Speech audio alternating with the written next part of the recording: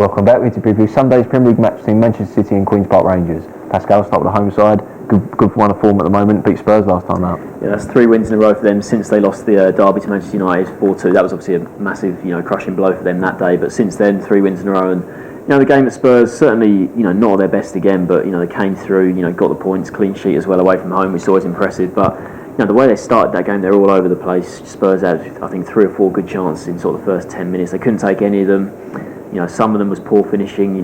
City got away with a couple of others. They gave away, I think it was in the first half, 2 or 3 just completely free headers from corners. I think Fazio missed one, Dyer missed another one.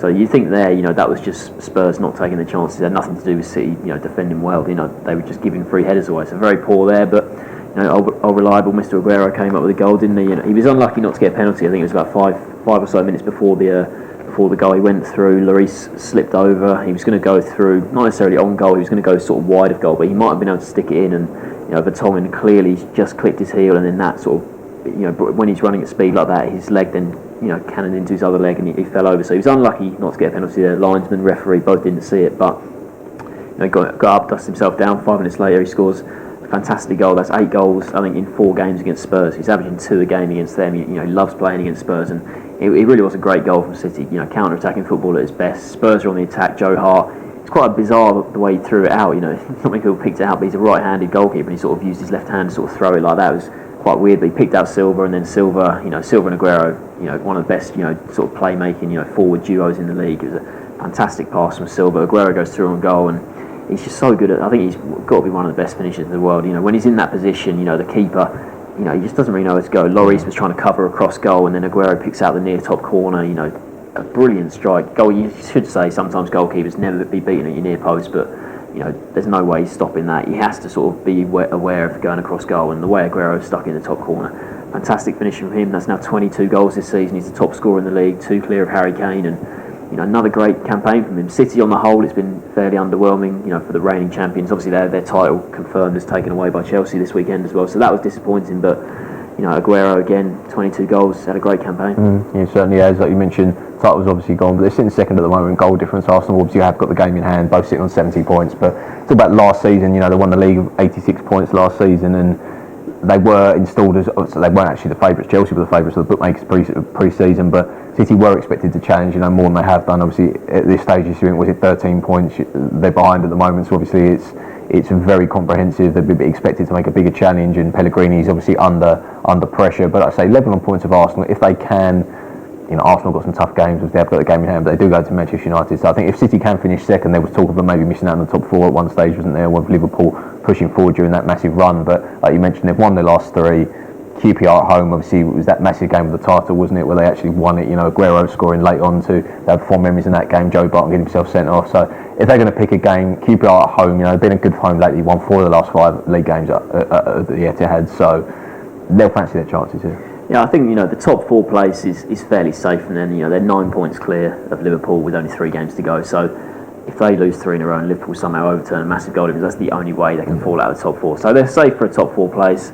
Champions League football again next season, and that's where they really need to improve. The way the sort of seeding system is changing in the Champions League, it looks like they could be maybe a 3rd seed in the Champions League, and if you get a horror group, then it's hard to sort of improve your the coefficient system, improve your ranking in Europe if you're a 3rd seed and you get drawn against say you get Real Madrid in one pot and say like a good Italian team in another pot. They've had tough draws in the last few years and struggled to really impact themselves on Europe, and they're going to finish 2nd or 3rd here. You'd be surprised if even Man United take them. So if they get 2nd or 3rd, whichever it is, they're not going to have to go through qualifying. They'll go through to the group stage. But you wonder if you'd expect Pellegrini to stay this summer. He did a great job last season. Coming in, change. They started playing a lot more attacking football. Won the title last season.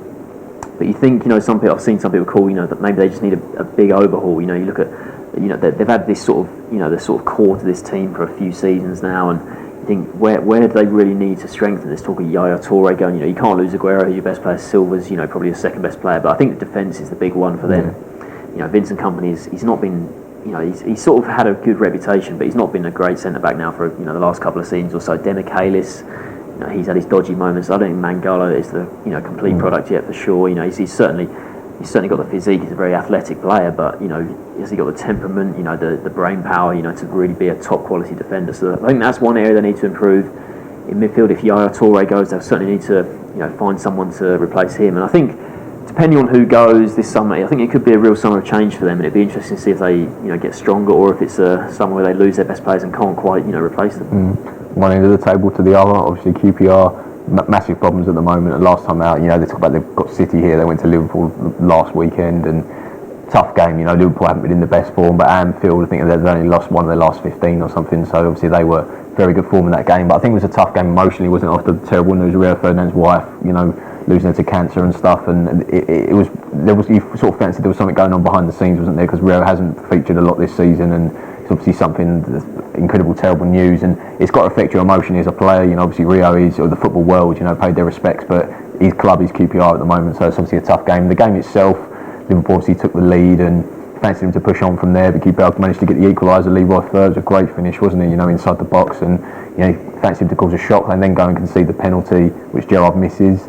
And you're thinking, maybe can get a point here, but Nedum Nuha gets himself sent off, second yellow, got the first for the penalty, and that's just so QPR, isn't it? It's something they do, they get themselves sent off, and then Gerrard, goes and gets the header, and 7 points from safety at the moment, and it's been a tough season. They've got a lot of players in there on big wages, big reputations, but it looks like they're going to go down. If they lose this, they do go down, so it's a tough game to go to City. If you're going to go somewhere and get a result, you probably don't want to go to Chelsea, or City at the moment, or Arsenal, United, etc. But it's a tough game, massive ask.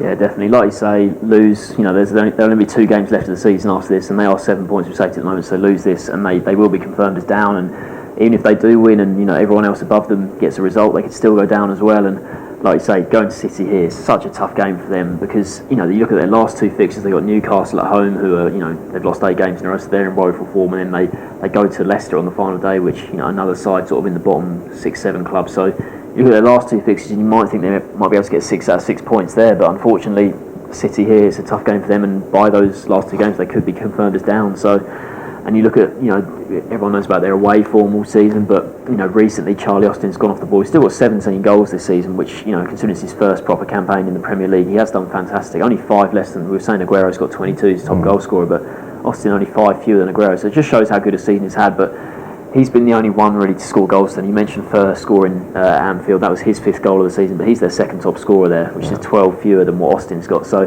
they haven't had that other sort of midfield player, or even a defender step up with a few goals from corners or anything like that. So all season long it's been disappointing. And we talk about them and Burnley being the 2 sides who are going to we expect them probably both to be confirmed as relegated this weekend. And they both came up last season, but in very they're very different clubs in terms of their recruitment, spending policy in the last couple of seasons. Burnley surprised everyone last season, going up the way they did with a squad of what you just thought were pretty average Championship players. But as for QPR, we know all about the money they've spent, signing all these big money players. But it's just the attitude, the team spirit. It's never quite been there. It was the same when they came down, 2 seasons ago. They managed to get straight back up. There was the playoff final where Derby outplayed them at Wembley, and then Zamora comes up with the late winner, and many felt they didn't deserve to go up that season, and they haven't really proved that they deserve to be in the Premier League this year. It's never been quite there. They've always been, in and around the bottom 3. So on the whole, disappointing campaign. It's probably going to come to an end this weekend. Yeah, I think defensively they haven't really been good enough. They've got the worst defence in their league, 61 conceded, so it's not too surprising to see them down the bottom. It's a massive ask. Can you see them get anything from this game? Can't, to be honest. City, they've still got something to play for. City certainly, they can't. Obviously, the title's gone now, but they'll certainly want to finish in 2nd place. Just behind Chelsea. Show that it's been an okay title defence, and I think here, like I say, QPR, given that they're playing on Sunday, depending on how results go Saturday, they might be all but down going into Sunday's game. So it's a tough ask for them. I expect City to win 3-0. 3-0, yeah. I'm also going to go City to 0. You talk about them at home. They have been good recently in QPR. You just wonder whether the goal's going to come from if Austin doesn't fire. So I think they're going to struggle. So you can both see. I'm going to go 2-0. So we can both see City winning this fairly comfortably. Thanks for joining us.